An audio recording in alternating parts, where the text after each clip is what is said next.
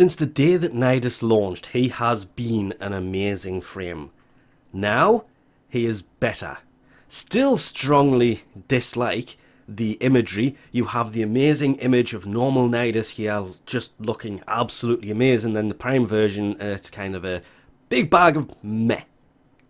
But with 50 extra armor, 25 more shields and 25 more health, he will live much longer. And because he has no shields, I really wish that health had have been 50 more rather than the armor. But armor, health, yeah. Doesn't need shields.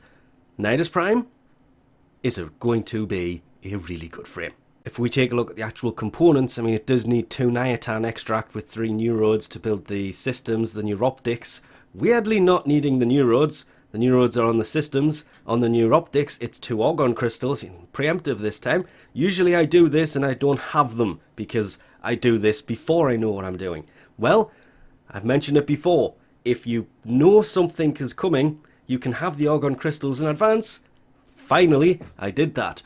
Only took me since argon crystals were added to the game, and whenever that was. And tellurium, all in all, not too bad build-wise. It is time consuming because these take 12 hours and then it's 3 days for him or for you. About that long. Nidus Prime, and you can see the difference in health and shields. The most important thing to see now is what polarities do you come with? A V, a dash and a D. Not too bad. I really want more Umbra Former. And yes, I now said Umbral because that with that and that works so well in here. Because look at it. It just does. But you will notice he also has no points left. And that is 60 points, which is the equivalent of a maxed out frame. If we look at the auras, it takes V's, so more than likely it would be...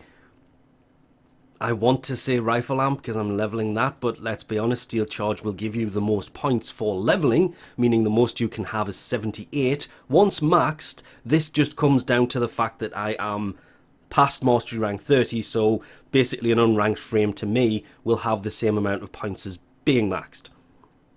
Which is helpful for leveling things, but not so much because, yeah, that's annoying.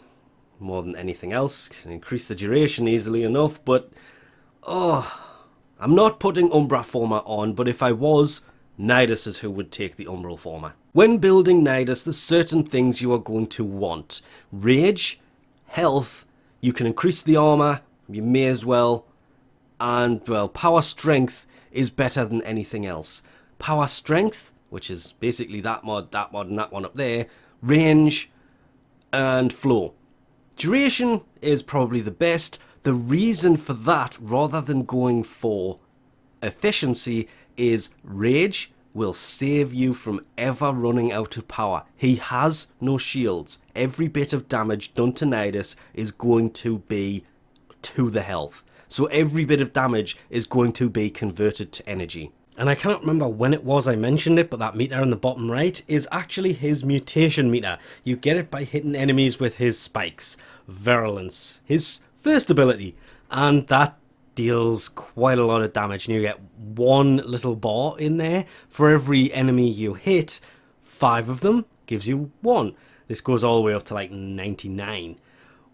To get more of them, obviously you just use lava. Lava? No, lava. Even though that's not the kind of lava that would melt you into the floor.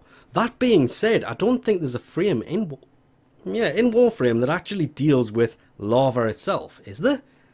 I'm honestly not thinking about that frames at the minute, so don't know about that one. But I love this ability because it's a rip-off of Vauban.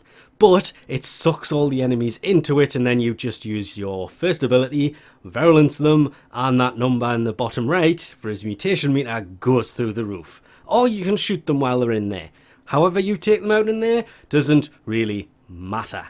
And there is also the third ability, the parasitic link, that's, let's be honest, this thing is great because you can link it to allies to share damage.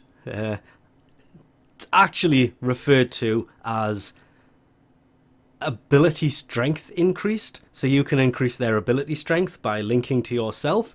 Linked to enemies will take damage. Linked enemies take some of the damage inflicted on Nidus is actually the wording that it uses. So I like the fact that you link to an enemy and they will take a little bit, not all of, a little bit of the damage you take. And then if you link to allies, they actually get a bit of ability strength, which is great because you can buff your allies and the linked enemy will come to a stop and just stand there until their health hits 0, and then they kind of, I don't want to say explode, but they no longer live. And for those who turn around and say my build, because I don't think it's changed from earlier, kind of sucks, yeah, my energy redirection is at 90%. Its stock is 50, so half the damage goes to your enemy, but mine's at 90, so 90% of the damage Nidus takes is inflicted to enemies. The thing that gets me is it doesn't say how much you buff allies for, it just has the ally range. But I love the fact it has 90% damage reduction. Oh, sorry, redirection. And at this point, depending on how I use the footage I have that I'm supposed to be using for this, you would have seen me kind of casting Ravenous, which is his 4th ability, which the best way to put it is it spawns maggots that run around and take health from allies, and you can basically pick that health up by being inside of the area. It is affected by range, strength, and duration, which is kind of great. Especially since there is a regen rate for the maggots, and oh yes, it looks and works so well, especially if you link with, oh, there's no way around it. Nidus Prime is normal Nidus better. As all primes are supposed to be. All primes are much better versions of their standard frames, which is exactly what Nidus is. But if you saw it earlier when I was casting that Ravenous before I explained it, you'll notice that, again, depends on how I actually cut it, whether I did it then or now. I go to cast it, the 5 minutes ends in the survival I'm doing, and when I come back, I suddenly have this weird number at the top of the screen. That's because his passive, if you are killed and have 15 stacks or more, you will basically come back to life. And it will consume those 15 stacks. Gone. The immunity only lasts for about 5 seconds once you don't even come back to life, because you don't really die, you just continue living. If you happen to have more than 15, you will still lose the 15, but if you have 30, then you can use his passive twice. I know this because I did this. This is a continuous passive. It's not one that once it's used, it's gone. This is a passive that just continues as long as you have more than 15 stacks, which makes him, as long as you remember to keep over 15 stacks, really hard to kill, because his abilities just mesh so well together. And if you link Lava with Virulence, throw a parasitic link on an enemy, and Ravenous on the floor, he's pretty hard to kill. Depending on how long this goes, I had to stop, not because I was running out of health, mainly down to the fact that I did this in the void, which did not go very well, but more the fact I ran out of oxygen. No matter how well he lives and how well that undying passive works, you run out of oxygen, you're gonna have a bad day. But like everybody else, I haven't used Nidus in a while because he is a good frame, and I was way too reliant on him for quite a long time when he came out, and I had to actually purposely not use him. Well, now there is a Prime version which gives the great excuse to go back and use him again, because as mentioned, all of his abilities mesh really well together, build him fairly effectively, and wow, he is actually a pretty strong frame.